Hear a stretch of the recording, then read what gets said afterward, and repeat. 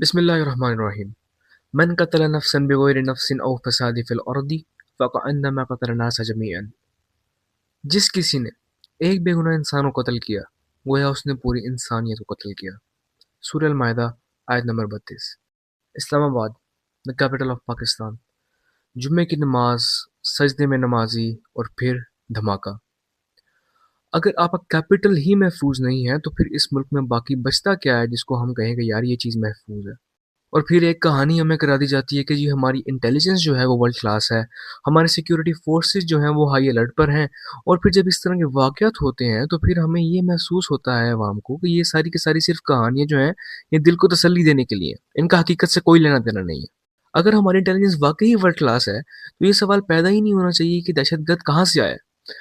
ہر دفعہ ایک ہی ہمیں جواب ملتا ہے کہ دہشت گرد جی افغانستان سے آ گیا، افغانستان سے آیا، اس نے بم پھاڑ دیا، ٹھیک ہے، لیکن اب تو ہمیں اس کا آئی ڈی کارڈ بھی مل گیا، لیکن افسوس ہے آج تک ہمیں 9 مئی کی سی سی ٹی وی فوٹیج نہیں مل سکی۔ ٹھیک ہے، چلو مان لیا دہشت گرد افغانستان سے آیا تھا، لیکن پھر بارڈر کا کیا فائدہ؟ بارڈر پر ہم نے پتلے کھڑے کیے ہوئے ہیں جو آئے روز افغانستان نے یہ کر دیا، افغانستان نے وہ کر دیا، ادھر سے کوئی آیا اور بم گرا کر چلا گیا۔ چیک پوسٹ کا کیا فائدہ ہے؟ سرویلنس جو ہماری کی جاتی ہے، ایجنسی جو ہمارا بجٹ ہے، وہ سب کس لیے ہے؟ آپ کے ملک کے کیپٹل میں نماز کے وقت لوگوں کو مار دینا یہ صرف فیلئر نہیں ہے، یہ ایک کمپلیٹ کولیپس ہے۔ اور اس کے بعد ہماری قوم کا ایک نہایت جاہل طبقہ اپنے سوشل ہینڈلز پر یہ پوسٹ لگاتا ہے کہ اللہ معاف کرے، اللہ معاف کرے، شیعوں کی مسجدوں میں دھماکہ ہوا ہے اور سب جہنم واصل ہو گئے۔ لعنت ہے ایسے گروہ پر، اس کے پیروکاروں پر اور اس کے باوجداد پر۔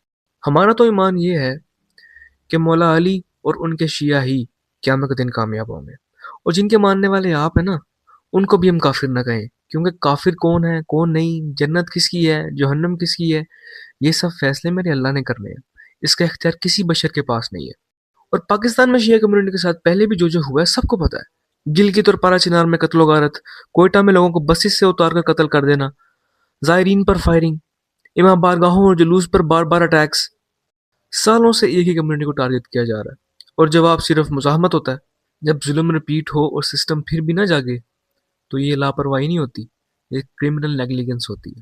اس سے بھی زیادہ خطرناک چیز یہ ہے کہ ہم اپنے ہی ملک میں دوسرے کو کافر کہنے میں لگے ہوئے ہیں۔ مسجد ہو یا امام بارگاہ، جلوس ہو یا مجلس، ہم ایک دوسرے کے اجتماع برداشت نہیں کر سکتے۔ جس کا کہ تھوڑا سا ہم سے مختلف ہو اس کے لیے پہلا لفظ ہوتا ہے کافر۔ نہ جانے کہاں پر کون سی کتاب پر یہ لکھا ہوا ہے کہ کافر اور مسلم کا فیصلہ، جنت و دوزخ کا فیصلہ ہم نے کرنا ہے۔ ہاں یہ ضرور پڑھا ہے کہ نماز is a difference between a Muslim and کفر۔ آپ کو تو ماتم سے مسئلہ تھا، جلوس سے مسئلہ تھا، آج تو ہم نماز پڑھ رہے تھے، لیکن اب شاید نماز سے بھی آپ لوگوں کو مسئلہ ہونے لگ گیا ہے۔ باہر کے ملک میں ہم جائیں تبلیغ کرنے، ماشاءاللہ ہمارے تبلیغی بھائی جاتے ہیں، کوئی ہمیں سوال کرے، کوئی ہمیں روکے تو ہم فوراً اسلامو فوبیا کا کارڈ کھیل دیتے ہیں وہاں پہ۔ لیکن سچ یہ ہے کہ سب سے زیادہ اسلامو فوبیا تو ہمارے اپنے ملک میں ہے۔ اس ملک میں مسلمان اپنی ہی عبادتگاہ میں محفوظ نہیں ہے۔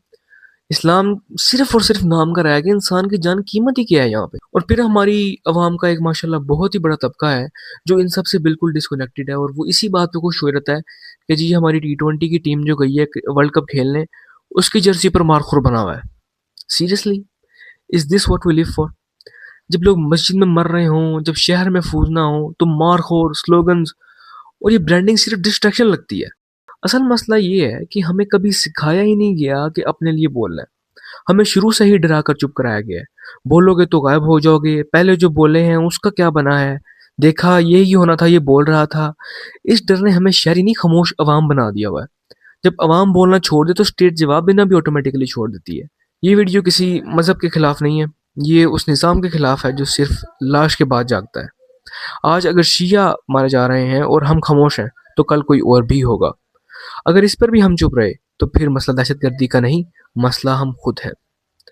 پاکستان زندہ باد، یا علی سلام یا حسین۔